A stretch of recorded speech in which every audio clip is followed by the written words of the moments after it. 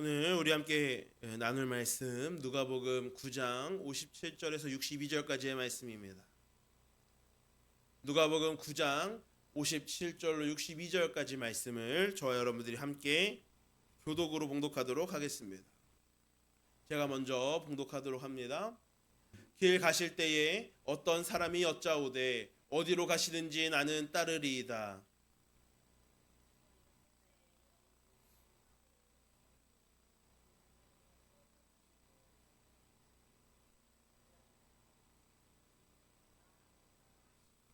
또 다른 사람에게 나를 따르라 하시니 그가 이르되 나로 먼저 가서 내 아버지를 장사하게 허락하옵소서.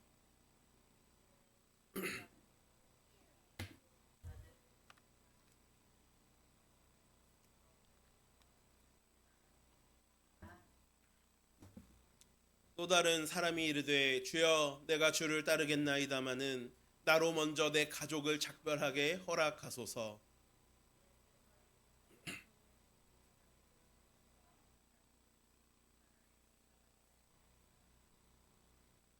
아멘. 자, 오늘은 이제 제자의 삶 8번째 시간이자 이제 마지막 시간입니다. 우리가 누가복음 이 9장 말씀을 가지고 계속해서 그 제자의 삶이 무엇인지, 제자로서 살아간다는 것이 어떤 것인지에 대해서 쭉 말씀을 나눠왔습니다. 이제 오늘은 그 마지막 시간으로 우리가 팬인가 제자인가 라는 제목을 정했습니다. 사실 이 제목은 그 미국의 카일 아이들먼이라고 하는 유명 목회자 겸 저술가의 책 제목입니다. 우리나라에 2012년도에 그 발간이 됐을 때 그 책 제목을 팬인가 제자인가 이렇게 나왔는데 미국의 원 제목은 Not a Fan입니다. 우리는 단순한 팬이 아니라는 것이죠. 그러니까 예수님을 우리가 따른다라고 해서 다 제자가 아니라는 거예요. 거기에는 팬 같은 사람들도 있다라는 거죠. 팬이 뭡니까 여러분? 어떤 연예인이나 운동선수나 이런 사람들을 막 좋아해서 쫓아다니잖아요. 그런데 여러분 제자와 팬의 차이가 뭔지 아십니까? 우리가 팬은요 아무리 그 사람을 좋아하고 따른다라고 해도요 똑같이 행동하거나 그 사람과 똑같이 되지는 않아요. 근데 여러분 우리가 이 팬과 제자는 어떤 차이가 있는가? 여러분 팬은요 그 내가 좋아하는 어떤 대상을 위해서 아무리 좋아해도 그 대상을 위해서 헌신하는 사람은 아닙니다. 내가 좋아하니까 하는 거지. 여러분 제자는요 여러분 우리가 결단하는 시간이 되었으면 결단하는 것이 필요합니다. 제자로서 우리가 따르는 것은요 그냥 단순한 팬의 그런 입장이 아니라 정말 그분의 삶을 따르고 정말로 그분을 닮아가고 정말로 그분처럼 살아가기를 결단하는 것이 바로 제자의 삶이라는 거예요. 우리가 다 예수님을 따르고 예수님으로부터 배우는 사람들입니다. 그렇다면 우리가 예수님의 제자가 되기 위해서 어떤 조건을 예수님께서 우리에게 요구하시지는 않아요. 제자의 길을 가장 함축적이고 직접적으로 말씀한 구절이 바로 누가복음 9장 23절 말씀입니다. 우리가 한번 이 구절을 읽어보도록 하겠습니다. 자, 함께 읽어보겠습니다. 또 무리에게 이르시되 아무든지 나를 따라오려거든 자기를 부인하고 날마다 제 십자가를 지고 나를 따를 것이니라. 아멘. 여러분 예수님을 따르는 데 있어서요 어떤 조건이 있는 건 아닙니다. 예수님께서 우리를 제자로 초청하실 때 자, 남자는 뭐 재산이 얼마 이상, 키는 몇 센티미터 이상, 여자는 몸무게 몇 킬로그램 미만, 뭐 학교 좋은 대학교 나와야 되고 집은 몇 평 이상이 돼야 되고 이런 조건을 걸고 예수님께서 나를 따르라라고 말씀하지 않으셨다라는 겁니다. 예수님을 따를 수 있는 사람의 조건은 없어요. 그래서 여러분 이 예수님께서 뭐라고 말씀하시냐면 아무든지 나를 따라오려거든 이렇게 말씀하시는 거예요. 아무든지 누구든지 여러분 조건 없이 everybody 모두를 향하여 이 부르심을 주시는 겁니다. 그런데 여러분, 아무든지 예수님의 초청에 응답할 수 있지만 그렇다고 해서 아무나 제자가 되는 것은 아니라는 거예요. 예수님의 제자가 되는 길은 누구에게나 허락이 되어 있지만 아무나 제자가 되지는 못한다라는 것입니다. 마찬가지로 여러분, 서울대에 들어갈 수 있는 자격 조건은 따로 없습니다. 모든 사람들이 다 서울대에 들어갈 수 있어요. 하지만 아무나 서울대에 못 들어가는 거죠. 누구든지 서울대에 들어갈 수 있다라고 해서 아무나 서울대생이 되는 건 아닌 것처럼, 누구에게나 예수님께서 제자가 되는 그 길을 예수님께서 다 허락하셨지만 아무나 제자가 되지는 못한다라는 겁니다. 이것은 자기 자신을 날마다 부인하고 자기 자신의 그 자아를 십자가에 날마다 못 박는 거, 나의 모든 특권과 선택권을 내려놓고 100% 예수님의 뜻대로 살아가는 사람만이 참된 제자, 진짜 제자가 될 수 있다라는 것이죠. 여러분, 오늘 본문 말씀에 보면 진심으로 제자가 되고 싶은 것처럼 보이는 세 명의 사람이 등장합니다. 오늘은 이 세 사람을 통해서 진짜 제자가 어떤 것인가, 진짜 제자의 의미에 대해서 말씀을 나누고자 합니다. 우리가 이제 제자의 삶을 살아가기로 결단하고 제자가 되기로 할 때에 여러분, 우리가 정말 어떤 것이 제자가 된다라는 것인지 우리가 이 세 사람을 보면 알 수 있다라는 거예요. 먼저 우리가 57절 말씀을 보니까 첫 번째 사람이 등장합니다. 근데 이 첫 번째 사람이 등장해서 뭐라고 합니까? 자, 예수님과 제자들이 길을 가실 때에 어떤 사람이 와서 여쭙는 거예요. 물어보는 거예요. 물어보는 게 아니죠. 이건 그냥 내 의지를 얘기하는 겁니다. 어디로 가시든지 나는 따르리이다. 어디로 가시든지 나는 따르리이다. 여러분, 어떻습니까? 이거 정말 멋진 고백 아닙니까? 여러분들도 내가 예수님 어디로 가시든지, 나를 어디로 인도하시든지 나는 그대로 따르겠습니다 라고 그렇게 고백하실 수 있으세요? 여러분, 이렇게 고백하는 사람은 정말 제자의 자격이 있지 않습니까? 그런데 여러분, 이 말에 대해서 예수님께서 하시는 대답이 뭐냐면 바로 58절 말씀입니다. 예수께서 이르시되 여우도 굴이 있고 공중의 새도 집이 있으되 인자는 머리 둘 곳이 없도다 하시고, 예수님께서 이 사람에게 하시는 말씀이 이런 거예요. 이보게, 나는 집도 절도 없는 떠돌이라네. 그런데도 나를 따르겠나? 여러분, 이 뒤에요, 예수님의 이 말씀을 듣고 이 첫 번째 사람이 이렇게 얘기했으면 어땠을까요? 그럼에도 불구하고 나는 따르겠습니다. 저는 단단히 각오가 되어 있습니다. 이렇게 말했다면 이 사람은 진짜 제자가 됐겠죠. 그런데 여러분, 이 뒤에요, 이 첫 번째 사람에 대한 반응이 나와 있지 않습니다. 예수님께서 이 58절 말씀을 했을 때 이 첫 번째 사람은요, 그 예수님의 대답에 그만 말문이 막히고 예수님을 떠나고 말았다라는 거예요. 이 말은 무엇입니까, 여러분? 첫 번째 사람은요, 예수님께서 가시는 그 길이 반짝반짝 빛나고 영광스러운 길인 줄 알았던 거예요. 꽃길만 걷는 줄 알았던 겁니다. 예수님이 정말 대단한 사람이니까, 막 기적을 일으키고 하나님의 아들이라고 하니까 막 이 사람이 정말 우리를 로마의 압제에서 구원해주고 우리의 왕이 될 사람인 것처럼 보이니까 나도 그 길을 따르겠다라고 이야기하는 거예요. 그런데 만약에 여러분, 예수님께서 이렇게 정말 나는 머리 둘 곳도 없고 정처 없이 떠도는 그런 떠돌이라고 하는 그런 얘기를 딱 들었을 때 예수님께서 그런 처지에 계신 분인 줄 알았더라면 이 첫 번째 사람은 57절에 고백했던 것처럼 그런 말을 절대 입 밖으로 내뱉지 않았을 사람이라는 거예요. 여러분, 구체적으로 조목조목 따져보지 않고 그냥 뭉뚱그려서 생각하면은요, 어디든지 다 따라가겠습니다 이야기하는 게 어렵지 않게 나올 수도 있어요. 하지만 예수님을 진정으로 따르려면 삶의 대대적인 변화를 각오해야 합니다. 말 그대로 예수님이 어디로 가시든지 무조건 따라가야 합니다.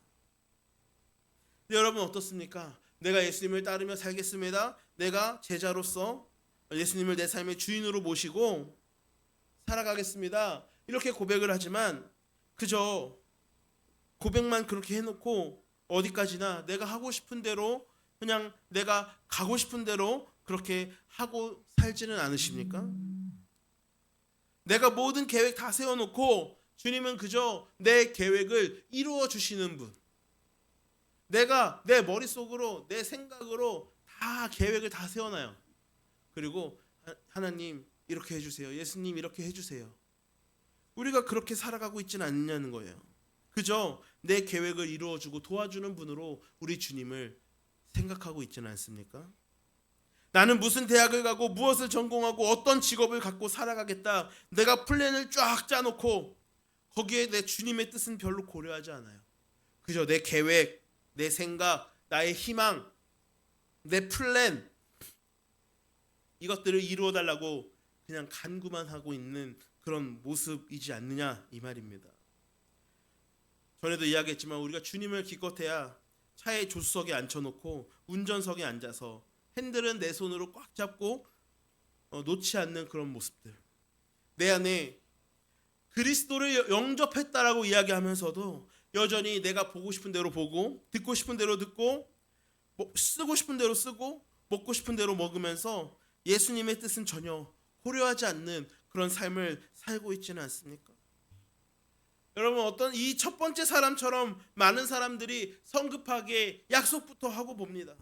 어디로 가시든지 나는 따르겠습니다. 하지만 막상 현실 앞에 서면 어떻습니까? 어디든지라고 자신 있게 고백하기는 했지만 예수님이 제발 가리키지 않았으면 하는 영역은 어디입니까? 만약에 나에게 예수님께서 저 해외 오지에 가서 오지 선교를 해라.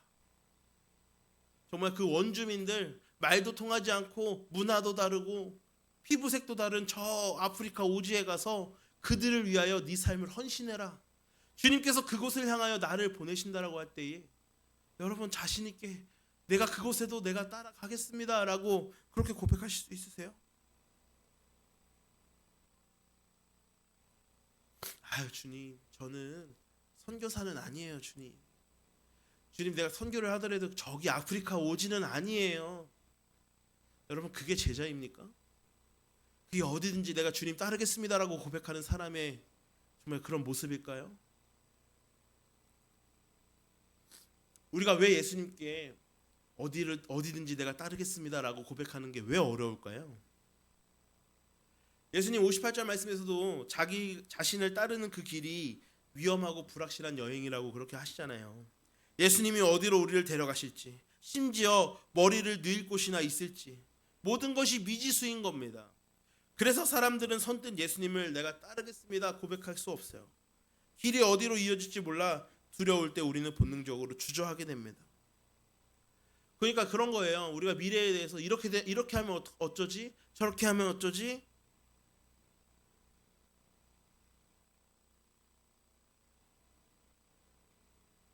두려움 앞에서 사람들이 가장 많이 하는 대처법은 바로 회피입니다.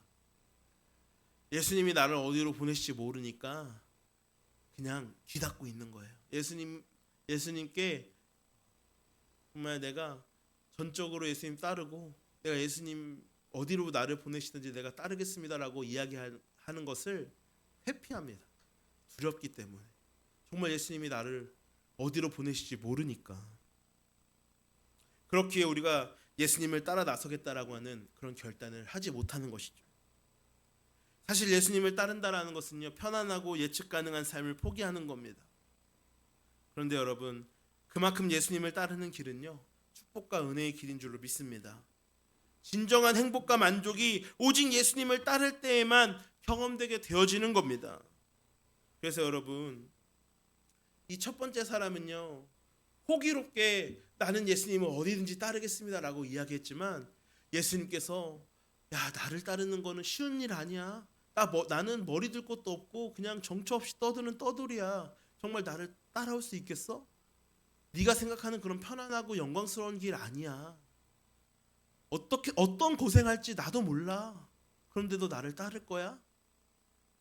그렇게 이야기할 때 이 첫 번째 사람은 그냥 말문이 막히고 조용히 예수님을 떠나가 버렸어요. 그런데 우리들은요, 그럼에도 불구하고 자신 있게 내가 어디든지 주님을 따르겠습니다, 그렇게 고백하고 결단할 수 있는 여러분들이 될 수 있기를 바랍니다. 제가 이야기하듯이 우리 앞에 내가 주님을 따르기로 결단하며 주님 앞에 나아갈 때 주님이 나를 어디로 인도하실지 정말 아무도 몰라요. 그건 알 수가 없어요. 너무나도 내가 생각할 수 없었던 고난스럽고 고통스럽고 힘든 길로 나를 이끄실지도 몰라요. 그런데 여러분, 그 안에 진정한 축복과 은혜가 있어요. 그 길 속에 주님께서 예비하신 놀라운 은혜와 축복이 있어요. 그걸 믿고 여러분 이 시간 자신 있게 어디든지 주님을 따르겠다라고 하는 결단을 할 수 있는 그런 여러분들 될 수 있기를 축복합니다. 두 번째 경우에는요, 보면 어떻습니까? 예수님께서 이제 두 번째 사람이 등장하는데 이번에는 예수님이 먼저 그 사람에게 다가가십니다. 결과적으로 이 사람의 경우의 말씀을 보면 어떠냐면 59절 말씀입니다. 또 다른 사람에게 나를 따르라 하시니, 예수님이 이번에는요 먼저 다른 사람한테 이제 가서 예수님이 먼저 나를 따르라 이렇게 제안하시는 거예요. 그런데 여러분 뭐라고 합니까? 그가 이르되 나로 먼저 가서 내 아버지를 장사하게 허락하옵소서, 이렇게 대답합니다. 여러분 이 말을 보면 어때요? 이 말을 보면 꽤 합당한 이야기인 것 같아요. 내가 예수님을 따를 건데 아버지의 장례를 치르고 그렇게 아버지를 장사하고 오게 해주십시오 라고 이야기하는 거예요. 여러분들 생각할 때는 어때요? 여러분들이 보시기엔 어때요? 이 말이 합리적인 변명인 것처럼 보이시죠? 그런데 여러분 이 남자의 입에서 나온 첫 마디를 한번 보세요.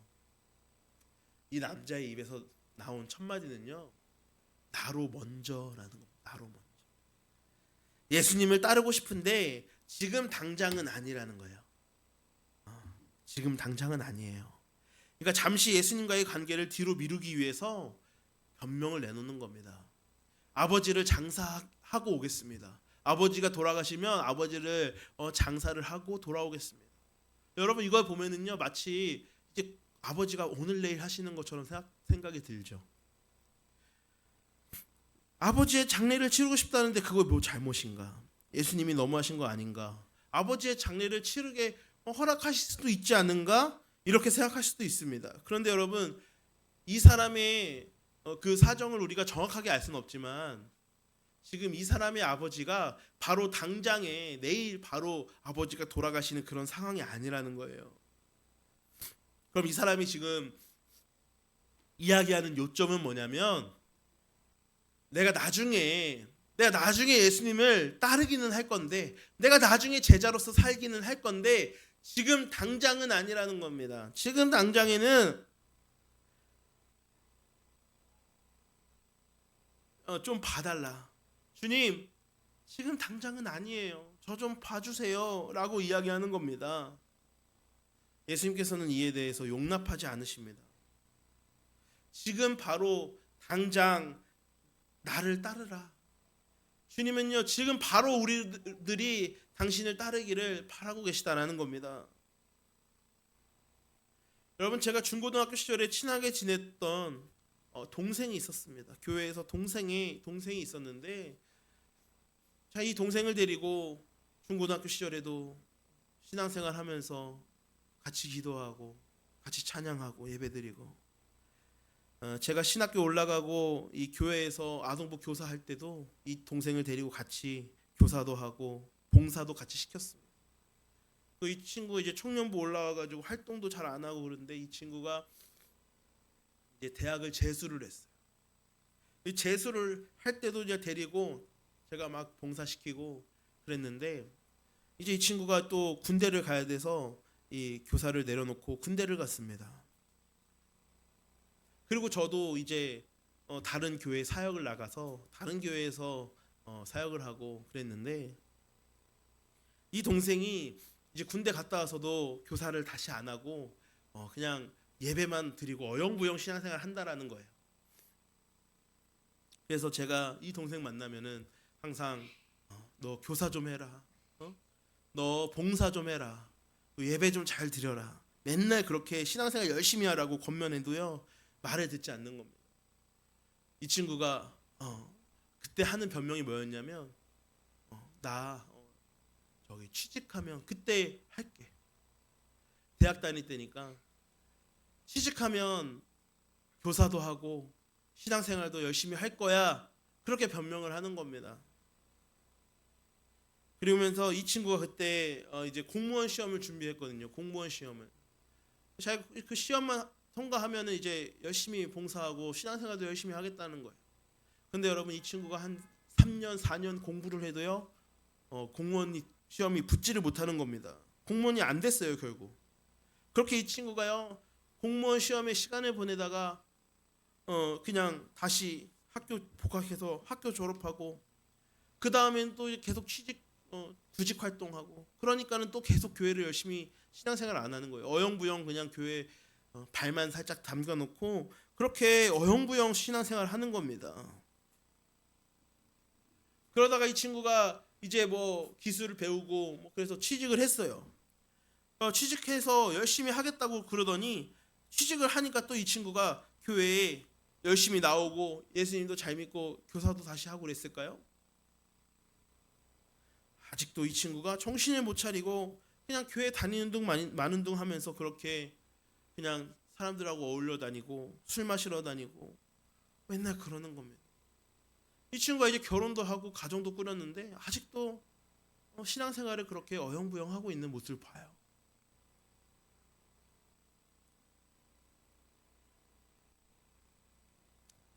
여러분, 내가 나중에 이거 하고 나면, 내가 저거 하고 나면, 그러면 그때 가서 내가 예수님 잘 믿을 거야. 내가 그때 가면 다시 교사도 하고 봉사도 하고 열심히 할 거야. 근데 여러분 그게 될까요? 절대 그거 되지 않습니다. 이 두 번째 사람 경우도 마찬가지라는 거예요. 나로 먼저, 내가 먼저 이것 좀 먼저 하고 예수님 그때 따르겠습니다. 이렇게 반응 나오는 순간 이 사람은요 이미 꽝이라는 거예요. 그 사람은 절대 제자로서 살아갈 수 없어요. 여러분 이 두 번째 사람의 반응과 예수님이 처음으로 부르신 제자들의 반응을 비교해 봅시다. 마태복음 4장 18절에서 20절 말씀을 보면 예수님께서 제자를 부르실 때 그 말씀이 나오죠. 갈릴리 해변에 다니시다가 두 형제 곧 베드로라 하는 시몬과 그의 형제 안드레가 바다에 금을 던지는 것을 보시니 그들은 어부라. 말씀하실 때 나를 따라오라 내가 너희를 사람을 낚는 어부가 되게 하리라 하시니 20절 뭐라고 합니까? 그들이 곧 그물을 버려두고 예수를 따르니라. 그들이 곧은 뭡니까? 바로 곧바로 예수님을 따르기 시작했다라는 거예요. 그들은 그물 곧 생업을 버려두고 그들의 온 가족들도 버려두었다라는 말은 조금 어울리진 않죠 사실. 근데 그들에게 우선순위가 지금 예수님이었던 거예요. 예수님을 따르는 게 우선순위였기 때문에 그들의 생업이나 가족이나 돌아볼 겨를이 아니라 곧장 예수님을 따르는 결단을 했다라는 거예요. 이 뒤에 세베대의 아들 야고보와 요한을 부르실 때에도 예수님께서 똑같이 부르실 때 그들이 배와 그물과 아버지를 버려두고 예수님을 따랐다라고 말씀합니다. 여러분 이것이요 진정한 예수님의 제자가 되는 사람의 태도라는 거예요. 오늘 본문에 나오는 이 두 번째 사람과 이 제자들의 차이가 뭔지 여러분 아시겠죠? 곧바로 모든 걸 버려두고 예수님을 따르는 사람과 나로 먼저 뭐 다른 것 좀 하고 나중에 예수님 따르겠습니다. 그렇게 이야기하는 사람의 차이는요 어마어마한 거예요. 여러분 예수님의 제자로서 그들의 사도로서 초대교회에 얼마나 크게 쓰임 받았습니까? 그리고 그 이름이 지금까지도 후대에 얼마나 널리 알려지고 있습니까? 근데 이 두 번째 사람은요 이름조차 언급이 되지 않는다라는 겁니다. 여러분 수많은 사람들이 예수님을 따를 날을 내일로 미루고 있어요. 내가 이것만 좀 하고 내가 좋은 데 취직하고 나서 내가 뭐 하고 나서 결혼하고 나서 내가 애가 좀 크고 나서 애들 좀 학교 보내고 나서 그때 할게요. 여러분 그렇게 이야기하는 사람은요 계속 미루게 됩니다. 그런데 여러분 우리가 내일 당장 무슨 일이 일어날지 우리는 모르잖아요. 당장의 10분 후에 무슨 일이 일어날지 여러분 아십니까? 이런 말 드려서 죄송하지만 오는 데에는 순서가 있지만 가는 데는 순서 없다라고 이야기하잖아요. 제가 며칠 전에 이 유튜브에서 좀 막 슬픈 영상들을 많이 봤는데 특히 어떤 게 슬프냐면 제가 아버지가 되고 보니까 자녀들 먼저 보낸 그 부모님들의 이야기 볼 때 너무 슬픈 거예요. 자녀를 앞세운 부모의 그 심정이 얼마나 아플까. 근데 여러분 그게 우리 이야기가 될 수도 있어요. 지금 당장의 그 시급성을요 우리가 깨닫지 못하면 절대 여러분 제자가 될 수 없습니다. 우리는 내일 당장 무슨 일이 일어날지 아무도 모릅니다. 수년간 미루기만 하다가 궁지에 몰려서야 그때서야 그냥 막 예수님을 찾고 예수님께 달려가는 거예요. 근데 이미 그때 되면은요 우리들의 삶이 수천 갈래로 다 조각조각 깨어지고 부서져 있다라는 거예요. 이미 고칠 수 없는 인생이 돼버리는 겁니다. 예수님은요 우리가 내일이라고 미루는 사이에 우리 삶이 더 깨어지고 더 망가지기 전에 나를 따르라고 우리에게 힘껏 외치고 계셔요. 때는 바로 지금입니다. 우리가 더 이상 내일로 우리들이 이 결단을 미루지 말기를 바랍니다. 오늘이 바로 시작해야 할 날이라는 거예요. 할렐루야. 세 번째 찾아온 사람은요 두 번째 사람과 공통점이 꽤 많아요. 이 세 번째 사람도 예수님을 따르긴 하겠는데 지금 당장은 아니라고 이야기합니다. 뭐라고 이야기합니까? 먼저 가족에게 작별 인사를 하고 싶다라는 거예요. 62절 말씀해 보니까 이렇게 이야기하는 거예요. 내가 먼저 가족에게 작별 인사를 하고 싶습니다. 그랬더니 예수님께서 이르시되 손에 쟁기를 잡고 뒤를 돌아보는 자는 하나님 나라에 합당하지 아니하니라 하시니라. 여러분요 예수님은요 이 사람에게 밭을 가는데 집중하지 않고 자꾸만 뒤를 돌아보는 사람의 비유를 들어서 설명하시는 거예요. 자, 이 세 번째 남자의 요구는요 그의 진심이 어디 있는가를 우리에게 보여줍니다. 진심. 말로는 예수님을 따르겠다라고 그러죠. 그런데 단서를 붙입니다. 내가 예수님을 따르겠습니다만은 그러니까 예수님을 따를 마음이 없는 건 아니에요. 그런데 단지 그의 최우선 순위가 주님 따르는 게 아니라는 겁니다. 이 세 번째 남자는요 예수님을 따르되 전심으로 전부를 다 내려놓고 예수님을 따를 마음까지는 없다는 거예요. 그 사람에게는요 예수님 말고도 관심을 끄는 대상이 너무나도 많은 겁니다. 그래서 자꾸만 뭐예요? 미련을 갖는 거예요. 뒤를 자꾸만 돌아보는 거예요. 그리고 예수님한테 전심으로 나아가지 못하는 겁니다. 만약에 여러분 내가 어떤 사람을 만나다가 헤어지면 그 사람하고의 모든 관계를 깨끗이 끊고 나서 다른 사람을 만나야 되는 거예요.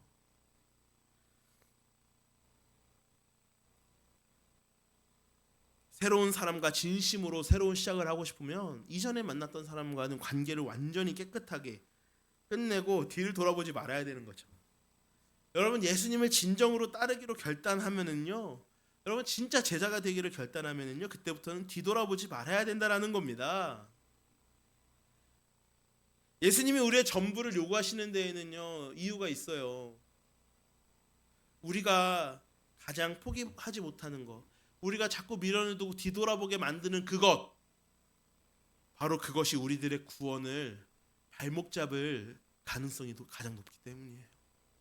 내가 예수님을 전적으로 따르는 데 있어서 만약에 내가 물질을 포기하지 못하겠습니까? 그렇다면 여러분 그 물질이 여러분들을 발목 잡을 수도 있어요. 여러분 나중에 내가 예수님을 따르는 데 있어서 어떤 명예나 어떤 뭐 그런 것들을 내려놓지 못해서 포기할 수 없어서 예수님을 못 따르겠다라고 할 때에 여러분 그게 바로 우리의 우상이라는 겁니다. 그리고 그 우상은요 우리를 갉아먹고 우리를 결국 멸망의 길로 이끌 수도 있다라는 거예요.